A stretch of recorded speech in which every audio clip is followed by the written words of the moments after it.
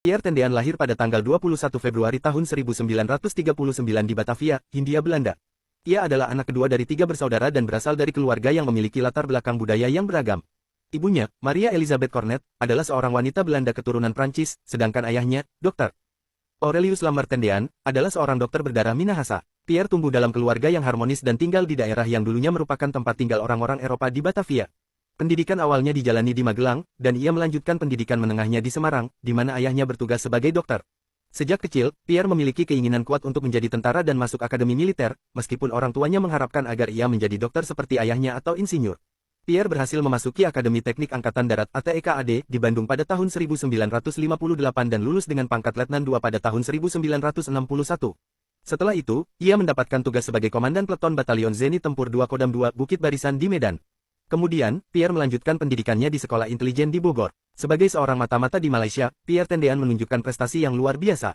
Ia dipercaya untuk memimpin sekelompok relawan di beberapa daerah untuk menyusup ke Malaysia. Keberhasilan dan dedikasinya dalam tugas tersebut membuatnya menjadi sosok yang dihormati dan diakui oleh atasannya, termasuk Jenderal Abdul Haris Nasution. Tidak hanya Jenderal Nasution, tetapi juga beberapa perwira tinggi lainnya tertarik untuk mendapatkan Pierre sebagai ajudan mereka. Para jenderal tersebut antara lain Maijen Dandi Kadarsan, Direktur Zeni saat itu, dan Maijen Hartawan, mantan Direktur Zeni sebelumnya. Namun, akhirnya Jenderal Nasution berhasil memenangkan hati Pierre sebagai ajudannya. Melalui ibu Jenderal Nasution, keinginan Jenderal Nasution untuk mendapatkan Pierre sebagai ajudan disampaikan kepada orang tua Pierre. Awalnya, Pierre menolak tawaran tersebut, tetapi dengan bujukan dari keluarganya, terutama kakaknya Mitzi, ia akhirnya setuju. Namun, ia mengajukan syarat bahwa ia hanya akan menjadi ajudan selama 1 tahun dan setelah itu akan kembali terjun ke tugas lapangan.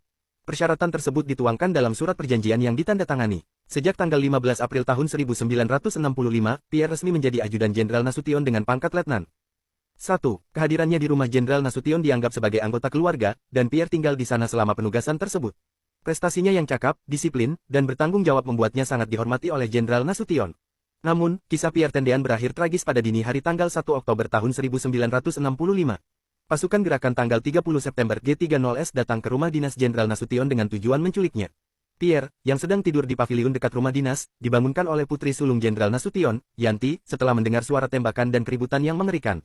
Mereka salah tangkap dan mengira bahwa Pierre adalah Jenderal Nasution. Gerombolan G30S yang dipimpin oleh pembantu Letnan II Jaharup menangkapnya. Pierre dibawa ke sebuah rumah di daerah Lubang Buaya bersama 6 perwira tinggi lainnya yang juga ditangkap. Mereka adalah Suprapto, Sutojo, dan Parman yang masih hidup, serta Ahmad Yani, DI. Panjaitan, dan MT. Harjono yang telah tewas. Pierre ditembak mati, dan jasadnya bersama jasad 6 perwira lainnya dibuang ke sumur tua. Pierre Tendean dan 6 perwira lainnya dimakamkan di Taman Makam Pahlawan Kalibata, Jakarta.